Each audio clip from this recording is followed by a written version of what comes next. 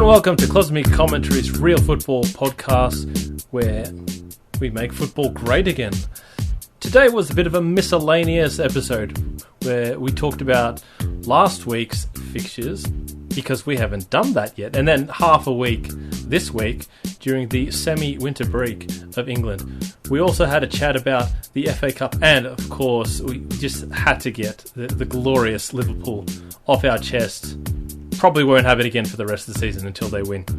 At the end, we ventured into the unknown, where we just took a look at the German and Italian title races, and because this is really something to look at, so check it out. Make sure you diversify, but please, above all, sit back, relax, and enjoy the show.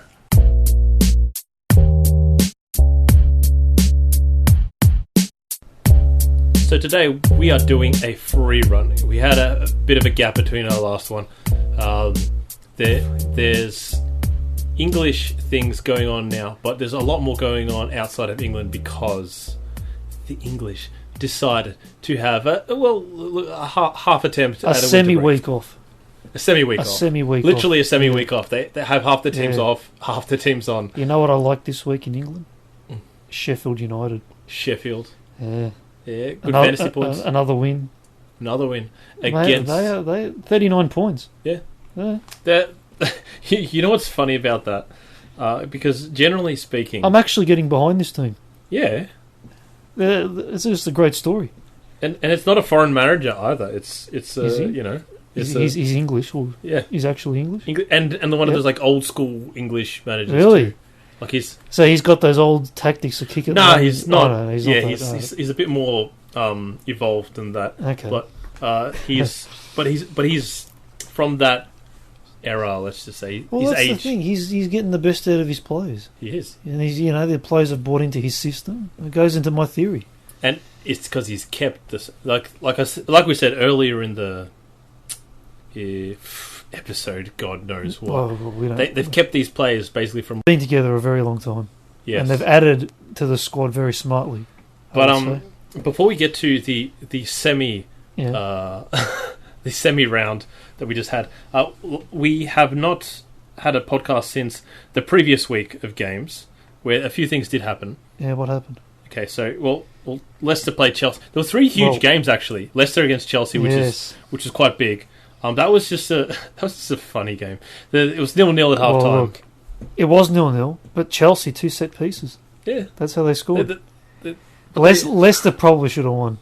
I reckon they missed those 2 chances at the end of the game. They should have scored one of them. Well, it's like neither team wanted to win the game because it was 0-0. Well, first, no team wanted to score. It's good to share sometimes. Yeah, and in these competitive environments, sometimes you just got to share. Yeah, but half time. No team wanted to score, so it was cagey. Then by the 70th minute, it was 2-2. So no team wanted to defend. Well, you know what happened at half time, didn't you? Yeah. Both managers said, "Open up the game" to their team. That's what happened. But that one ended up 2-2. The other big game that week was Manchester United and Wolverhampton. Complete opposite. It was just drab 0-0 draw. It was, and. United Wolves got their point. They did get their point. Was it 2 points dropped for Wolves? I wouldn't go that far. Not at Old Trafford. That's pushing it. Yeah. Arsenal continued their drawing trend. Arsenal. I've read something that actually surprised me, and I had to go back and check that it was true. Arsenal have only won 6 games this season. Yeah, 6. We went through this last week. Did we?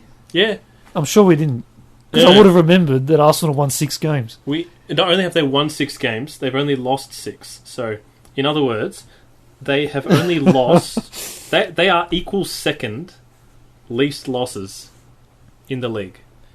They are also... Well, that's pretty good. That is they're also pretty good. Equal third bottom wins. So how's their draws going? They have more than half their games drawn. But are they winning the draws? Are they top? Only 2 draws ahead of Wolves, though. Okay. Well, at least they're winning something. They are ahead of that. And you know what else they're winning? What else? The mid-table. They are in the mid-table. This is amazing, actually. The 10th. Yeah. Arsenal's having a great season. Mid-table champions at the moment. I think, and they're still in the FA Cup too. Yeah, they are in the FA Cup. Amazing. Aren't they? Yeah. Amazing season. No, but the other huge game, which was affected the top of the table, was Tottenham against Manchester City. And if you look at the stats, ignoring the goals scored, if you look at the stats, you think, all right, like this game was. If somebody was to win to 0, it would be Manchester City at a canter. I mean, I'm looking at the stats here.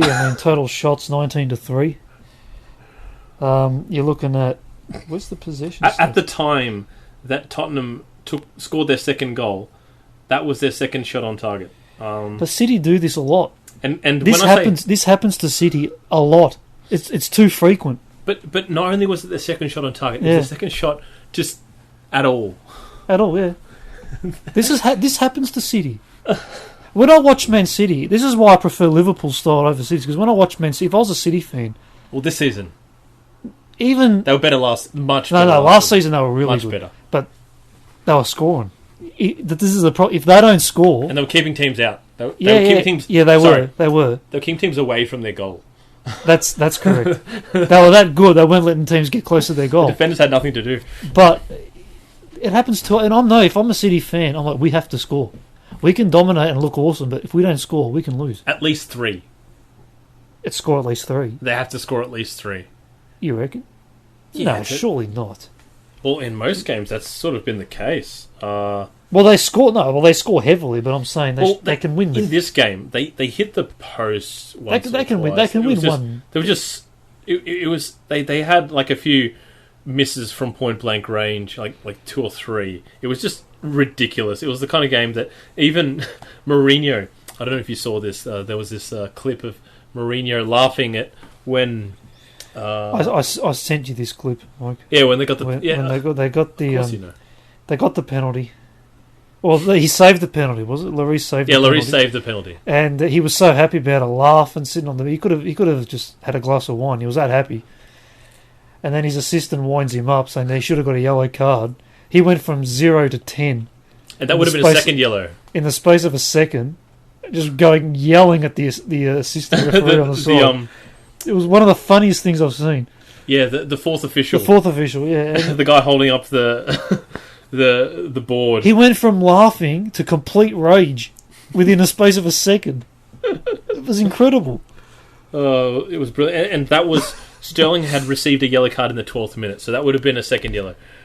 So he would have been... That's why he was... And I suppose it would have been a huge advantage for him, because he needs to win. Well, he needed at least 2 players on the... although, no, the red card hadn't happened yet. So, no. Yeah, this was in the 40th minute, so he was in the first half. No, he was very angry. Very angry. But yeah, that was hilarious. But also, on top of that... I wonder if that's what he's like at home. He's just like 0 to 10. I mean, mostly happy, I'd imagine, but then... I think part of it's a show. You reckon he did it for a show? No, well, a show for the officials, saying, in the sense, I'm really not happy with this, but in reality, he's like, I'm indifferent, but he's like, I've got to show them how unhappy I am, so that later, that could have contributed to the red card later on. Who knows? Yeah, that's a very good point you make. That is a very good point. That could have been the moment. He's playing it in their heads. He won the game with that gesture. I did not consider that. He could have done, yeah. Oh, Mourinho works in mysterious ways. He does. But that also, combined with the fact that Liverpool also was 0-0 at half-time against Southampton. Yeah, and then we know what happened. Before just storming away in the second half, including a... Well, that's a champion team, isn't it? When you can flick a switch, just bang in 4 goals. I mean... It's just... look, there's no collapse. I'm just going to say now, if there's anyone out there still thinking that there's going to be a collapse, you really need to get a grip on reality here. They're too good for that. I did want to take a moment. Yeah. I'm very happy. I thought you looked like you were done. I was done. Okay, but I did want to take a moment to talk about just the ridiculousness of what's going on. This FIFA-like... what's happening with FIFA? You do a campaign in FIFA, and the game. Right. You've got it on a difficulty level that's clearly below your level, and you Yeah. just win everything. But you miss a game like against Manchester United or something like that, a Minnow or something like that, and you win every other game, right? Yeah, that's basically never it. happens in reality. It's just like haha, look how ridiculous this is, and it just keeps happening. They Yeah. just keep winning. They're playing FIFA with the league, Liverpool, aren't they? It's just, They're playing FIFA. They're at another level. It's like and this hasn't happened, but like even Manchester City when they hit their 100 mark, right? The first season, so not last season. it's when there funny. Was a battle. It's funny you mentioned the FIFA because that game against United when they drew 1-1. It's like It's like that FIFA game where the computer for some reason just doesn't let you score. It's like the team is so compact and hard to break down, and then like all your shots go wide or something like. You got to really just walk it in to score. It's like that game where the computer's just nah. It's not happening today. Alternatively, it's the game where you just like, surely they'll win this. I'll just simulate it, come back. What? Or a simulation. Yeah, or it's a simulation, and then I'm never simulating again. Yeah. After that one, that's just rev it up after that. Just don't give but before that game, there were a few games where Liverpool was. Like the one against Aston Villa where they were losing up until like the 88th minute and then they won. There was a few of those where they were coming from behind. They were winning games from behind. Yeah. And after that game, though, they've only ever been in front, I think. I don't think they've ever been behind. Well, the thing is, like I say often, every team goes through a run of patchy form, right? Liverpool's that good. That was their run of patchy form. Seriously, the way this season is progressing... That was their patchy form. Normally, teams when they go through patchy form, they can't score goals. Well, they drop points, Mike. Well, they drop points. But Liverpool's patchy form was a stage where they were falling behind. Yeah, that was their patchy form. A game at some stage, and now it's incredible. Also since our last podcast, Liverpool played their replay. Most people were expecting it to be a valiant effort. Young kids. This is the FA Cup, yeah. Yeah, the FA Cup. Against Shrewsbury Town? Is that the Shrewsbury. Shrewsbury. Oh, I say Shrewsbury, so I don't care. Yeah. Actually, before we do get into the FA Cup, I broke my own topic. Why? So, the Manchester City side, right, that won it, got the 100 points. The first team to 100 points. Unprecedented. Oh, incredible. The closest thing to that was like 95 from Chelsea. Well, it was 98 the season after. Yeah. And 97 with Liverpool. With Liverpool coming second. However, I mean, in terms of time-wise... but before the 100, yeah. And that, that was kind of ridiculous. And that was like the stubborn Mourinho really just shoring up, doing a Djokovic and just like keeping them out defensively. Laser focused, yeah. Making sure they don't drop anything. But this is something else. Like that Manchester City side, when they got those 100 points, they got those 100 points by being better than every team they played against in every game that they won. That's right. They didn't get No, that's their style of play. They have to be superior, and they have to just destroy you, basically. And the closest thing they did to being grinding out a result. They don't grind results. They did a few. In that 100-point season, I'm not sure. In the 98 season they did. The previous season. So now the season. No, because to confess, I didn't watch much of it because I don't have the coverage. I do now. But in the 100-point season, in the 98 season though, did they grind out results or did they actually? When they were fighting with Liverpool, they were grinding out results. And because I know they were winning 1-0 a couple of times, but was that like 1-0 with like 38 shots and like unlucky? It was unlucky to be 1-0. Or were they actually grinding it out? I guess that's the question. All right. So in the 100-point season, they just blew teams off the pitch. Yeah, every game basically. That's what everyone was just so far behind. They just wiped the floor. Except for Manchester United for one game. It's always Manchester United. They should be quite proud of that. They're the team that stuffs up that amazing season. Well, they stuff up their rivals. I mean, that's what they do now. And how bad must it be? Their two biggest rivals are now just dominating English football. Well, look, they've had it good for a very long time. But now it's all coming back tenfold. Things go up and down, Mike. That's it. You know. This is quite a chasm from the mountains that they've been climbing recently. But okay. Well, they've been at the summit.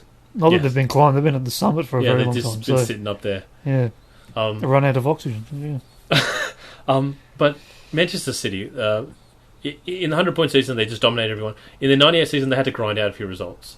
Near the end of the season, when Liverpool was just carving out wins and Man City was carving out wins. But when they ground out the wins, it wasn't like they're defending for their life or anything like that. They did that against when they played against Liverpool. They did that. Yeah, Liverpool was the only team to make them change their style. Yeah. And Pep said, "No, we didn't change our style." No, you changed your your style. style. You changed it. But the games where they ground out those 1-0 wins, they basically, you could think of it as they scored their goal and they just held possession for the rest of the game. Like that was how they ground out their victories. Whereas Liverpool has... Well, that's how they ground out by keeping possession. They need their entire team. They need to keep possession. Exactly. They can't counterattack. If they can't hold on to possession, they're in trouble. They couldn't, they couldn't hold on to a result, and they were that good at holding possession. Yeah, it's incredible. What they did was incredible, but if they don't hold on the ball, then they're in a bit of trouble. Now this Liverpool side is also different. In that time, other teams have gotten better. Although it's because the problem with the way that Manchester City did what they did, right? They play teams off the park, right? But eventually you're going to come up against a team, and this is part of the reason I believe that Pep hasn't won a Champions League since he left Barcelona, because eventually you're going to get to a point where the other team is at a level where in moments they'll be better than you. And you got to get through that. Because that's a good point you make, because that Barcelona team was ridiculously good. It was you couldn't get to their level. No, you couldn't. They were untouchable. Yeah. And this Liverpool side now is doing things different. Like, it's just like they go into a game and they could play 80 minutes or 70 minutes struggling. Yeah, and still win. But during that 70 minutes, they won't give anything. That's why this is why I prefer Liverpool over Man City in terms of style, because they can win in so many different ways. That's the difference. City can only win in one way. Liverpool can win in many different ways. Yeah, well, Liverpool just need 10-15 minutes where they score a goal or two, right? But a lot of the games they dominate possession, for 70 minutes. But they don't have to. This is the crazy part. This is what I've been saying. Like, Liverpool can break teams down if they have to. They can counter-attack if they have to. They don't have to hold the ball, and they can hold them off. And they defend brilliantly. So that based on that defence, they're hard to score against. They're hard to beat. If you push too far forward, they'll just counter-attack. If you sit back, they'll break you down. How do you stop this team? And the worst part for opposition teams, it's very hard to beat, is that even if you come up with the right style, they adapt during the game. They've got players, especially that midfield three, that just adopt to what they need. So if a team's if a team's killing them, right, then they sit a bit deeper, not too deep, but they're focused on breaking up the play in the middle, making sure nothing goes through. Then if the other team sit back, they start pushing forward. That's right. Not just aimlessly, because it's no effective. Point getting 6 players into the box. It's just effective counter-attacking. And it helps that they've got great players in Salah and Mane and Firmino. Those three are working brilliantly together. And they've been doing a bit of Route 1 lately with Salah just sending the ball, and he's been scoring a few goals. Like the goal at the end against Manchester United where Alisson rolls it out and he just runs half the pitch. That's just gets past the players because he's too quick. That's just Liverpool. And that's a luxury. Season. It is. They've got other ways to score, and then if that fails, they've got that too. So, and plus the defenders know that if they hold this out, they'll know a counter-attack's coming. That we'll take the lead. So when that's in the back of their minds, that's a motivating factor as well. And that's the thing. Like they go into games, and everyone's like they'll find a way to counter them, so to speak. But it only counters one style of their play. That's correct. When the time is right, they switch, and they know when to do it. Yeah. The players know when to do it. They're an incredible team now. It's gotten to the point where teams now, the tactic against Liverpool is not to beat them. It's to not lose to them for the first 70 minutes and then to get to the last 20 minutes, either a goal down or 0-0 or even. That is the goal. But even then it's dangerous. What are you going to do after 70 minutes? It hasn't worked for anyone. What are you going to do after 70 minutes? Attack them? Oh, they'll just counter-attack. United did it. Tottenham did it. Southampton did it. They all did it, and they've all failed. Well, how did United... They've all failed to score as well. United was the only team to take points off them. What did they do in that game? No, but I mean, United recently. Recently, but the first game. I mean... What did they do? Because they were the only team to take points off. Even then, they stuffed up then, because Liverpool were shaky back then. They could have pushed for the win, Manchester United. That's true. That was in Liverpool's poor form match of the season. And Liverpool were killing them at the end. That was... Yeah. They were going forward. And you're not going to dominate Liverpool for 90 minutes. That's impossible. But that's the thing. They weren't jumping onto opportunities when Liverpool would be sloppy in the midfield. That's perceived pressure, isn't it? Yeah. Perceived, like if we push, that's perceived, pressure that Liverpool apply. Well, look, it's just nuts what they've been doing. But I've never seen a side so even James Milner sums up that team. He can play in so many different positions. He's one man and Ginny Van Aldem and Wijnaldum's and Henderson. Henderson hasn't been getting the plaudits he deserves. I think he's been fantastic. Milner hasn't been getting the game time, but that's mostly due to injury and also the fact that it's a luxury to have off the bench. It's just incredible. Because you can put him anywhere. He'll play well. I never thought I'd hear you say so many nice things about Liverpool. No, look, I'll give credit where it's due, but But I'm not going to overplay it every week. Yeah, no. We're getting it out now. Yeah. One thing I did want to say is that they're with the I've adaptability. got to confess, I enjoy watching them play. Yeah, I actually get up and watch them because they're a complete team. Yeah, they're the complete product. I just enjoy watching them. I mean, it's all great and well when you see your team do really well. Yeah. But it's also great when you don't get frustrated with the mistakes they make. That gets me. When a team, when it makes mistakes, when you're like, you stuffed up there, right? Like Liverpool, even if they make mistakes, they've got, the mistake is made in a position where they've got another guy waiting, and then another guy waiting, and then another guy waiting, and then Alisson's in goal. So and lately he's been tested a bit, but he's a great keeper. You couldn't tell for most of the season because he hasn't been making many saves because he hasn't needed to make saves. And now in the last few games he has been getting in the right position. Yeah, I have noticed Liverpool. They've kind of looked a bit shakier recently. Like they've been giving up chances that they could have conceded, but against Southampton, they Southampton could have scored a couple. Well, they won 4-0, but I think they should have had a penalty. Southampton just before Liverpool scored the first goal. I remember that. Yeah. However, I think Liverpool also should have had a penalty in the first half. So I don't know. It was a momentum changer, but Liverpool just. But the last thing I did want to say about this side is that comparing it to other great sides, the AC Milans. I'm glad you mentioned that because that's what came to mind. Good Italian teams. That Milan team in the 90s, 80s and 90s. And obviously the Barcelona team under Pep. Under Pep, yeah. Under Pep. Yeah. Not the current one. The current one's terrible. I wasn't thinking of that one. Oh, thank God. Anyway, yeah. And even, we'll say Real Madrid, this triple Champions League winning side. That's nothing to do with the... It's just... Yeah. It's just that, I don't know, that... drive. I don't know what the heck it was. There was no structure to that team. They just did the job somehow 3 seasons in a row. It's the aura of Real Madrid. Every time. The aura, man. In the league, you're like, okay, they're sloppy, they're dropping points. You can't buy that aura. It's just Real Madrid. And they're just pulling it off. But anyway, all those teams, though, they all had sort of a type of style of play, right? Like Barcelona, that possession and press, that was it. They had to pass their way towards. Guardiola. There was never ever a they never take the long ball. Guardiola style. Never. Yeah. Guardiola would crack it if they did that.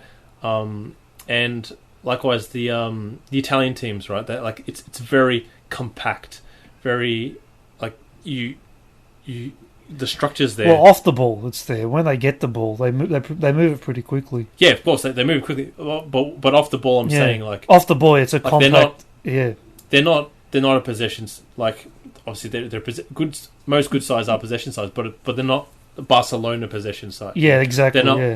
They're not. It's like not, they will do long ball. Like in Italian football, they'll often do long balls to the wings. Yeah, effective long balls, switch balls to the wings, but they won't do it like up the centre of the pitch. But Liverpool can almost just seamlessly switch between the two. It's yeah. I've never seen a team so easily. They can do no. They completely different styles. They can do anything. They can do anything. Yeah, Liverpool's playing style to be able to go from one to the other is really useful because in some games you need the possession, or rather, like the quick style. Obviously, it's more efficient, right? Like the Milan counter, not the Milan's counter attacking, but just the more direct option. Having that option is very useful, just in general. Well, it's the adaptability. That's what's making them so. It's the adaptability that's what's making them so good.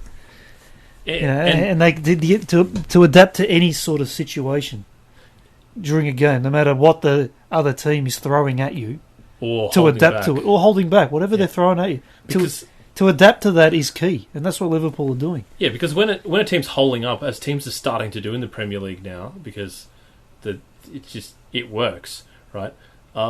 Possession is immense because if a team's sitting back, they're just letting you have the ball, and you can get so close to the goal that eventually it's going to go in. Like it's bound to go in. You just when you got the front three of Liverpool, it's going to go in. No, well the front three. That's the thing. The front three don't help you that much then because they need a bit of space, right? So when the teams are holding up, they still get you the goals. They still get the goals. But they don't get as many in those situations. Of course, but they're still getting them. That's when players like Oxlade-Chamberlain, some crazy Fabinho goal against Manchester City. That was insane. I didn't know he was capable. Henderson's kicking in as well now. Wijnaldum's coming in with useful goals. Don't forget about the fullbacks, Mike. Yeah, the fullbacks aren't scoring goals, but they're supplying them. They're in the play. Yeah. They are supplying them. Leading the assist tally, possibly, or up there. Alexander-Arnold is Robertson sort of is fallen away a little bit, but he's still for a defender they're way ahead of everybody else. Even at corners, Mike, you just got Van Dijk. It's an incredible team. But yeah, I just haven't seen this kind of adaptability and like it's not just because you see adaptable teams, but they're so elite at both styles. It's insane. Yeah, like you'll get adaptable teams, but then they're pretty good at both of them, but they're not next level. And these guys like Liverpool probably aren't on Man City's level of possession. Oh, they're not. Like City's possession's insane. But they're probably 90% of that. Like Liverpool's possession play is really quite good at the moment. Like the way that they hold on to it, pass it around. Oh no, that is very good, but they don't do it for the whole game. Yeah. I don't know if that's by choice or they don't need to. And the way they control the tempo of the game. Yeah, they'll just slow it down. No, they're in control. They're the boss. They're the boss of the match. Because I remember under Rafa Benitez when Liverpool they were solid at the back. Look, I tell you what, on Sunday morning for here in Australia, Saturday night I'd imagine in England, they're playing Norwich. I'd be very scared if I was a Norwich fan right now. Very scared. Norwich fans are fearless, just like the team. They go at everyone. Okay, that's good for them. It hasn't been good for them so far, but no, good for them. But then if they're fearless, I mean, imagine if they weren't. That'll be insane. But yeah, I just want to end on with. I'm glad you're ending this. I was about to say we're speaking. I'm starting to get queasy, Mike. More than enough about Liverpool, but under Rafa Benitez, most teams under Rafa Benitez, they control games, right? But they sometimes then have issues at the other end. They'll make sure they're not letting another team run riot, but sometimes they just struggle to get across the line. Klopp's teams, they control games, but then when the moment's right, they will just go. Yeah.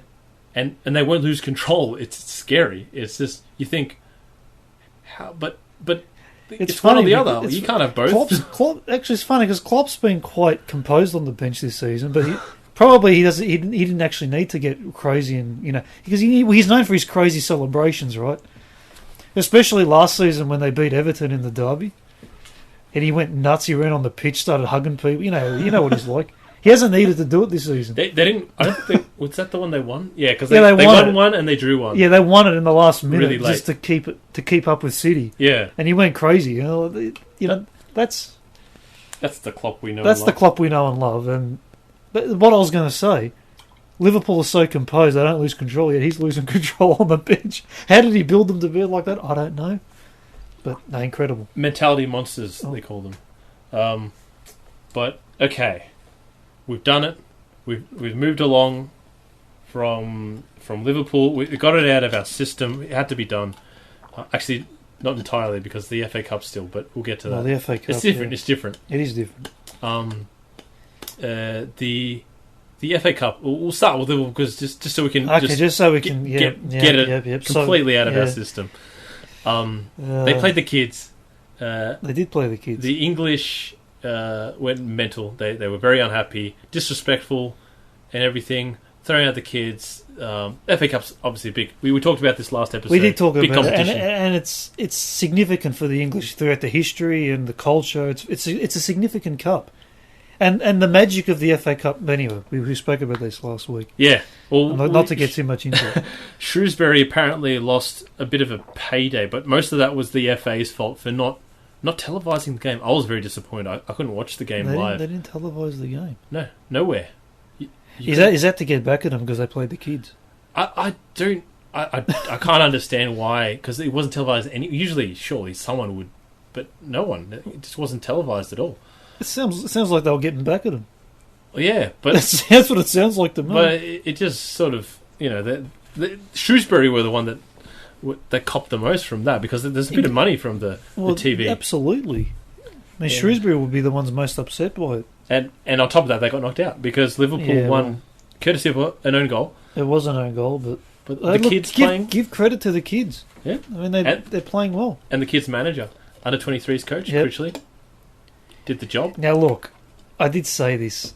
I think I said this last week. If I didn't, then look, I think it's pretty poor that Klopp didn't actually show up to the game. He could have been sitting in the stands somewhere. Well, that's what the I think that's probably pushing it too far. Well, he sent Milner there. So. Oh, he did send. He didn't send Milner there. Milner went on his own accord. But, okay. But yeah, Milner was training with the kids and really. Yeah, because he's doing rehab and stuff. So, okay. And everyone's praising him for it. And he's like, "Look, guys, I was doing rehab. Don't give me too much credit. He's a humble guy. At least he's honest about it. Yeah. But yeah, he was there. He was cheering him on. But Klopp was apparently there on video conference and everything. He gave him a speech as well. Yeah, he's been doing that sort of thing. And everything. When he went to the Club World Cup, he did the same thing. Before the Villa game. Yeah. Yeah. So he was still. His presence was there. He obviously couldn't hug them. He probably doesn't need to be there. I mean, his spirit's enough. Yeah, I feel like his spirit was definitely there. Yeah, the kids were. They dominated that game. That was an incredible game by them. Okay, enough Liverpool now. I'm really over it. Just as a contrast to the 5-0 thrashing from Aston Villa, I'm saying. Yeah, it was quite an effort from the kids, and it's just a worry for the rest of the league if Liverpool's this far ahead. Their players are still gonna hit their prime. They haven't hit their prime yet. The core of their squad, and they got these kids coming along. Well, to be fair, the other clubs aren't playing their kids, so we don't actually know how good they are. I've seen other kids. Have you? Yeah, they're not. They're not quite that. They're not at this level. But okay, Liverpool's done. We're done. Hallelujah! It's done. Thank God for that. But we're not done with the FA Cup. Okay, fair enough. Who have we got? The other two replays that were played are Tottenham played Southampton, ground out a Mourinho-esque, just 3-2 win. Yeah, not neutral's favourite win. 3-2. You think, the goals, but it was just sort of a brutish the Leicester team won, basically, kind of thing. Which is Mourinho special. He loves being the underdog because it means that he can win. Well, you get the result anyway.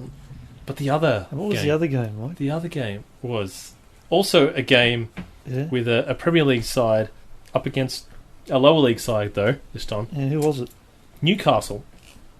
Throwing away a 2-0 lead. It's gone back to 2-2. Our mutual friend Craig was very disappointed with that. He came into work, the game was still going, and he looked like he's just... I wish I was there. Oh. I just wish I was there. I didn't realise, because I'd forgotten the game was on, and I thought, oh, that's bad news. They must have lost, and oh no, it's still going. Ouch. And then it went to extra time. Yeah. And it did go to extra time. And I can't remember the player who did it, but Newcastle was very nice, very worthy winner. It was a worthy winner, and especially for someone in the crowd. One fan got so excited, he did a helicopter celebration, and well, by that I don't mean he was spinning around with his arms. I think everyone knows what we're talking about. If you don't, just check it out. The helicopter celebration. Oh, well, we're not going to mention any words and describe what happened. No, but let's just say the helicopter was a bit lower, was below the waist. It was below the equator. Below the equator. And it's not the kind of propeller you normally bring out into public. No, absolutely not. It's generally frowned upon for good reason. And it got the same punishment as racism. And I don't... Yeah, well, it did, didn't it? And I don't understand what possesses someone to take it out. Got very excited. I don't... Yeah, but when I don't think... Who thinks about doing that? I don't know. All right, so I can chip in here. You can? Okay. Yeah. So, apparently, as little children, little boys can sometimes do this. Is this from your psychology course? Yeah, psychology. Oh, psychology. Little boys can sometimes, I don't know, out of excitement, they'll do a little helicopter because they run around. Like he wasn't a little boy; he was a man. I know. Yeah, but it's a primal instinct. And this guy was just so excited. Also, he's unevolved.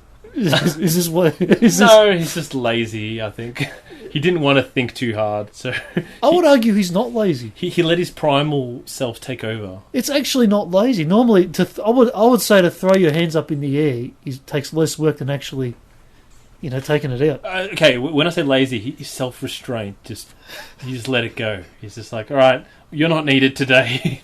This is a day for rejoice. It goes straight for the natural. But okay, I don't want to go too far into that. But I do think a lifetime ban is a bit harsh. But although it's not something you should be doing. Well, it's not. I mean, a football match should be a place where families can take their, It should be a place for families to go. And I can't imagine parents will take their kids to a place where people are taking it out. Doing that, yeah. True. There should be several layers of self-control before it gets to the stage where you're pulling not only your pants, but also your underwear. Like, that's... Even physically, there are 2 layers stopping you there. Like, there should be 5 or 6 layers. I mean, how much can you love your football club? Is that related to loving your club? Though I don't know. Or the moment. No, he's the club and the moment. It's just I don't know. And for him though, I'm sure he's thinking it was worth it. You reckon he was? Didn't he apologise? Or was it a forced apology? It was probably a forced apology. Yeah. I think. I mean, he probably regrets it now. But do you know if it was at Newcastle Stadium or was it at Oxford Stadium? I believe. Oh, that's a tough one. No, I think it was at Oxford. If it was at Oxford, then like a lifetime ban, that's not harsh at all. Because all right, cool, he's never going to go there again. I will double check. So he's fine. But yeah. So, but if it's at Newcastle, that is a harsh punishment. Because I don't from memory. I think it was at Oxford, but I'll just double check. It was at Oxford. Yeah. So okay, that's a lot less bad because he's probably never going to go there again anyway. So. Well, so has he got a lifetime ban from that ground, or just in every match? I don't think people do that. Because I would take a lifetime ban as in every match. No, I'm pretty sure. Is it just that stadium? Well, it's a stadium ban, I'm pretty sure. A lifetime stadium ban. A lifetime stadium, okay. I think so. I mean, don't quote me on that, but I think that's how it's done. Right. But yeah, Okay, so he can't go to Oxford. So that's what happened in the FA Cup. But then that's not really any punishment. All right, whatever. Yeah, I know. It's like a punishment to say, hey, this guy we put him into the ground. But yeah, that's what happened in the FA Cup.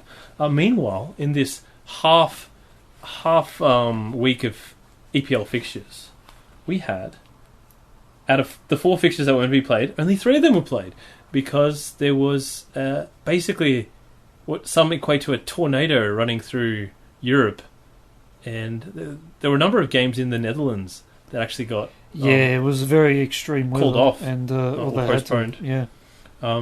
It was a last minute thing, and in Germany as well, I think there was a game that didn't come through, and they were close to calling off the Bayern Leipzig game, which ended 0-0.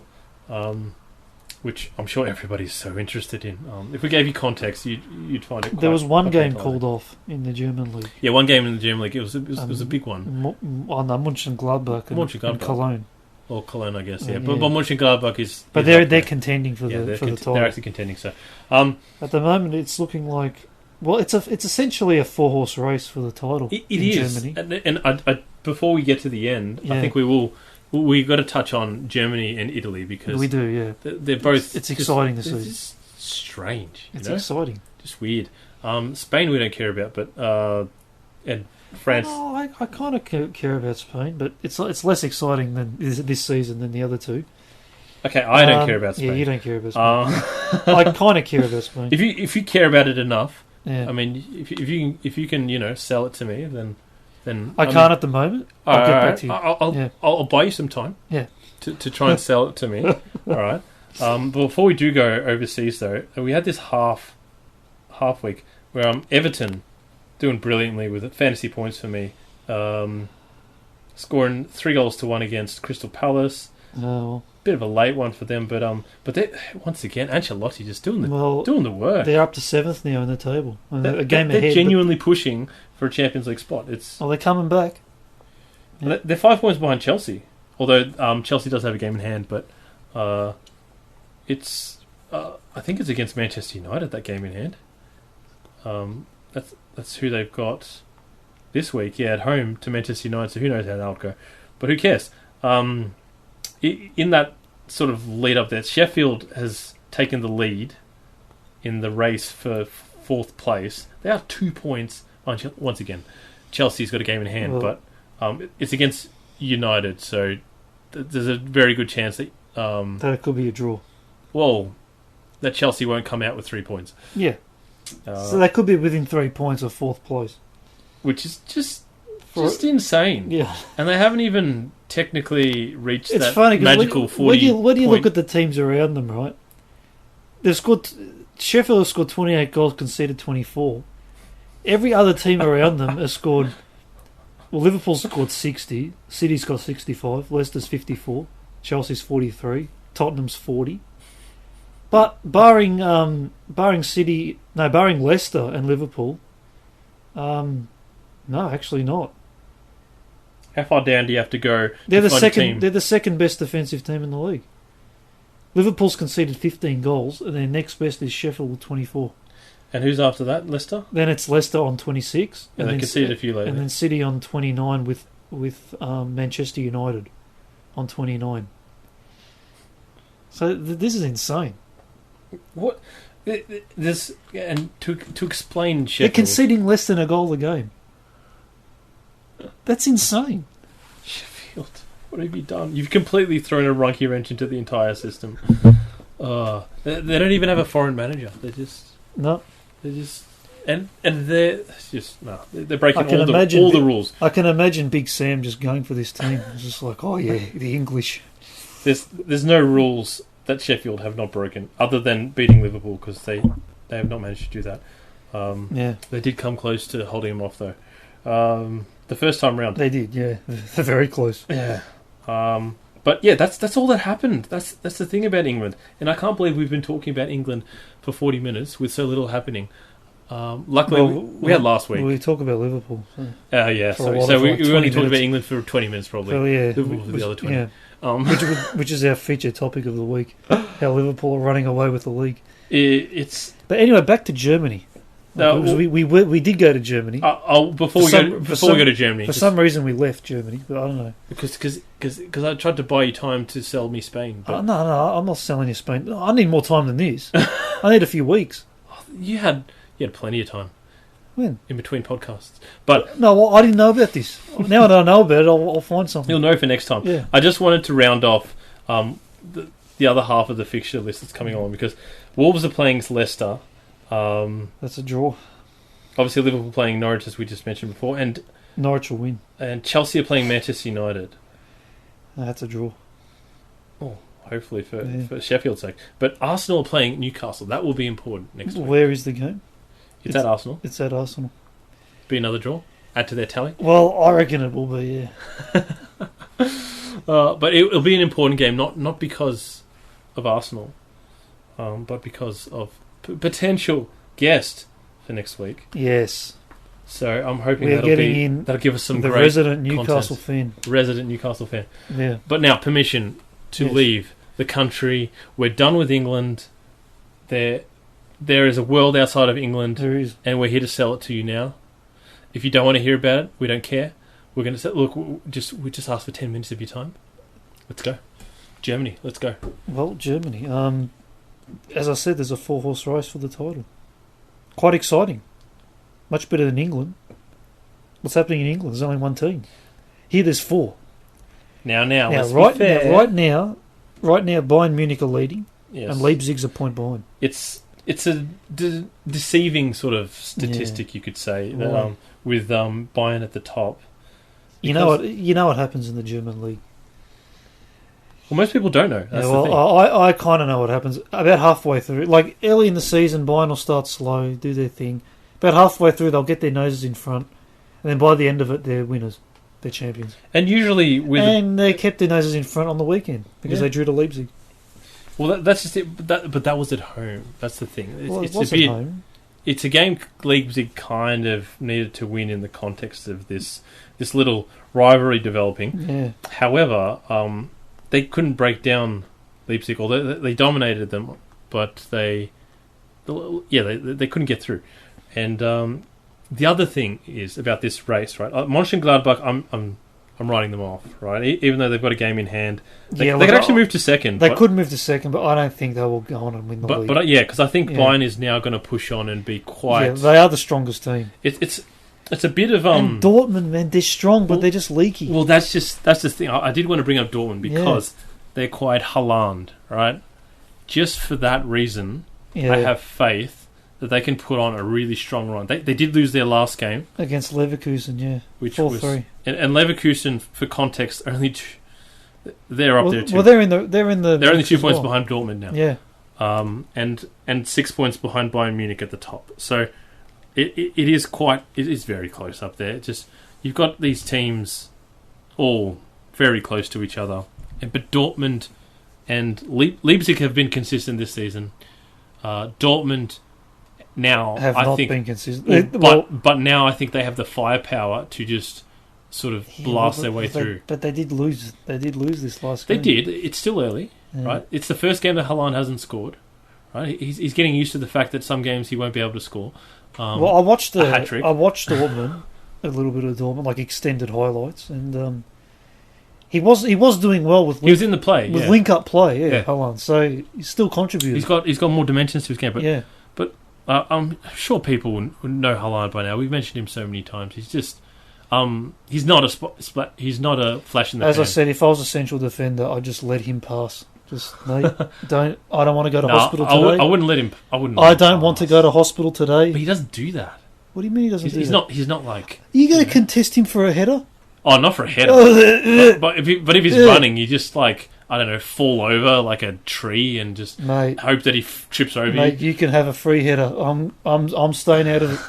I've got to, I want to enjoy my days ahead. If you go for a header, you just sort of try and knock him off his balance. You can't. Don't try and compete for the actual ball.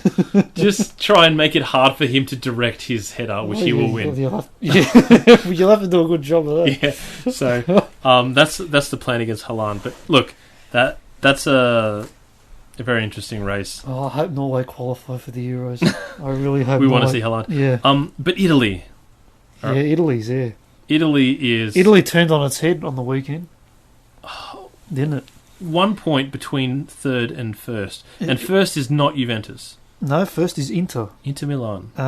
But look, everything turned on its head the night before the Inter game and the Milan derby because Juventus lost to Verona. Not only that, they lost from a winning position. Ronaldo scored a brilliant goal, but as he does, but it was all for naught, and Juventus just made silly mistakes at the back, and it was punished. Verona punished them both times, as a true team in the top division should do. For reference, Verona is a team that dresses up like Watford and probably plays in the same part of the table. So, generally, yes, yeah. But this season they're the equivalent of Sheffield United in the Serie A. We'll say like Watford the last 2 seasons. Yes, but this season, right? They are the equivalent of Sheffield because Watford was finishing 6-7, sort of. Yeah. But this season, think of Sheffield. Yeah, Sheffield. Right now. All right, Sheffield. And they're a promoted side as well, and they're sitting in sixth spot or something like that. Wearing Watford's colours. They've stolen their kit. They're playing well, and they drew to Lazio earlier in the week as well. And just for reference, Lazio won how many in a row? They won a good 10 or 11 in a row, something like that. And Verona obviously held them, and Lazio kept winning after that. And then Lazio went on to beat Parma this week 1-0 without 2 of their key players. Parma, let's see, what's Parma? Parma's mid-table somewhere. That's surprising. So. But let's give it a Premier League side. Who's Parma? Oh, geez, Parma's like imagine Leeds. Aston Villa. No, imagine Leeds or Sunderland returning to the league. No, Leeds United. Yeah, well, that's what I'm saying. Aston Villa. Imagine Leeds returning to the league and staying up. That's Parma. The old Leeds, like before they did a Leeds. Yeah, basically. Well, but don't forget, I think Aston Villa's better because they got 7 titles. Remember that they're one of the most successful English clubs. But Parma haven't won a title. All right, Leeds. Yeah, Leeds is good. Leeds is good. Yeah. All right. So they beat Leeds. Lazio, who's like Leicester, beat Leeds. Leicester won their winning run. Lazio's kind of like Leicester, a bit like Liverpool, actually. At the moment, they're just winning everything. Well, yeah, they are kind of. And they're beating Juventus as well. They beat them twice during that. Yeah. Run. So that leaves us with Inter and Juventus on 54 points, Lazio on 53, Atalanta 11 points behind that. 11 points behind in fourth. So yeah, Juventus lost from a winning position, and then Milan did the opposite. Yeah, Inter in the first half against AC Milan looked. It was a derby. It was a derby. They looked terrible against Milan. Milan took a 2-0 lead, and then in that second half, they did a Liverpool. They flicked a switch, and they scored 2 goals in 2 minutes. It was 2-0 at half time. By the 52nd minute, it was 2-2. And then De Vrij with a fantastic diving header. He's a defender, just scored from a corner kick, but he got down so low and directed his head into the corner. It was brilliant. It was just such a brilliant goal. And then at the end, a familiar face, Romelu Lukaku. Yeah, Lukaku just. It was funny. It was like the Manchester United old boys topping Serie A. Well, yeah, because Conte is building a Premier League sort of feel at Inter. I mean, he's got Lukaku, he's got Victor Moses there, Ashley Young's there, Christian Eriksen's there, and Alexis Sanchez is there. There's 5 players that played in the Premier League. And there's a bit of hybridness. Lukaku and you obviously played for both Chelsea and Manchester United. Yeah. Ashley Young for Manchester United, Sanchez for let's forget the time Manchester United. He just played for Arsenal. Arsenal mainly. They're only missing Manchester City and Liverpool players in that batch. Because Eriksen from Tottenham represent. Yeah. Lukaku will say, United. Well, like you said to me, I think Lallana will be the next one. Lallana's on the market. He has the Italian name as well. It'll fit Lallana. And Silva's running out his contract too, I think. At Man City, is he? At Man City. So there's two perfect. They'll be fighting for the same position, but look, you got to complete the set. So, you got to, haven't you? Yeah, Inter Milan. Half the team is Premier League legends. Yeah, almost half of them, and Premier League veterans. Veterans. Let's not. But veterans do well in Serie A. Oh yeah, and throughout even history, like the old Italian players, they just play until they're 38, and they get better as they age. Like for some reason. Pirlo. Oh, man, he's incredible. But what a great player. So really, I mean, if you do switch over and watch a few Serie A games, which there'll be a greater chance to do now, it'll be like watching the old Premier League again. Well, except it's like a Premier League All Stars.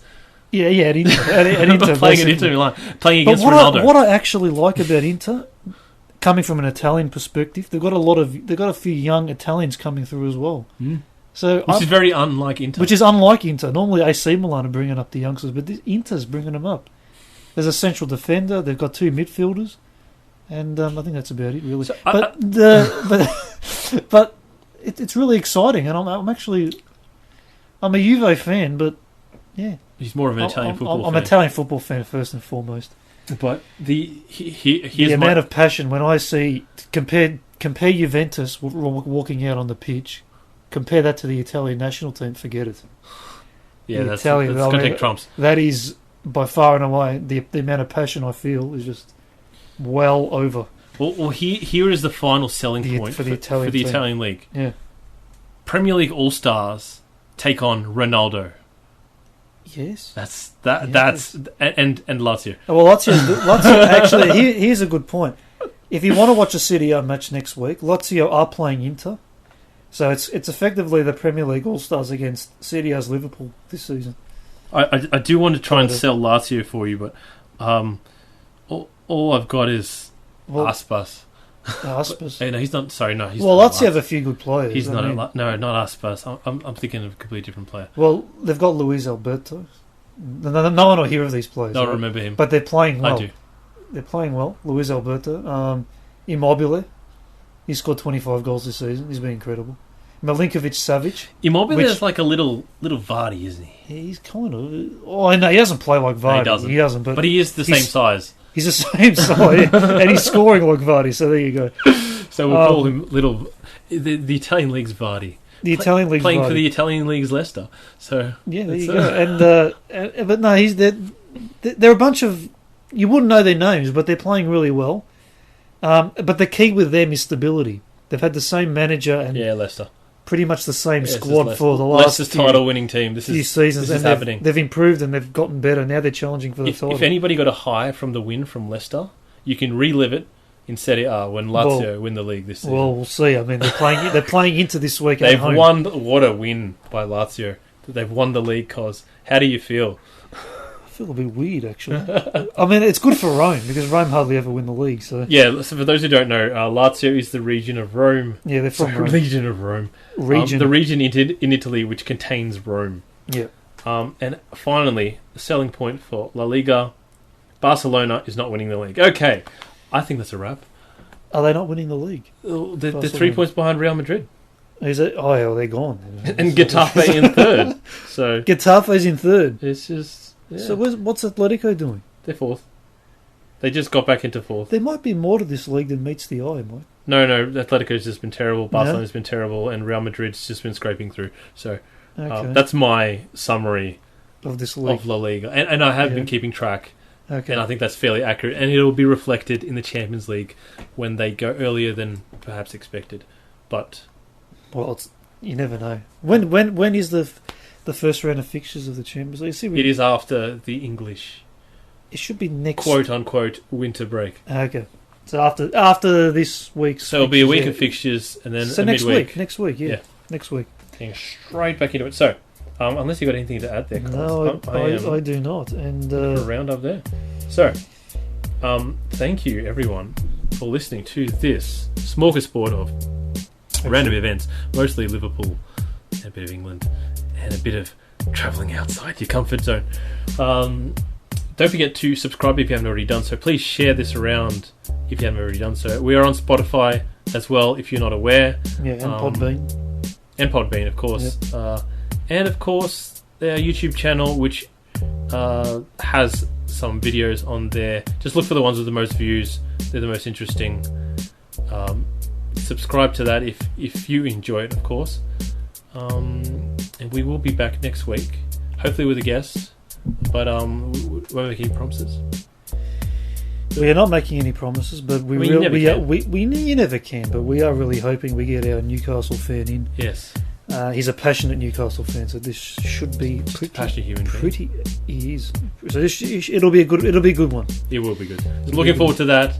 And we'll speak to you next week. Talk to you then. It's not bad. Just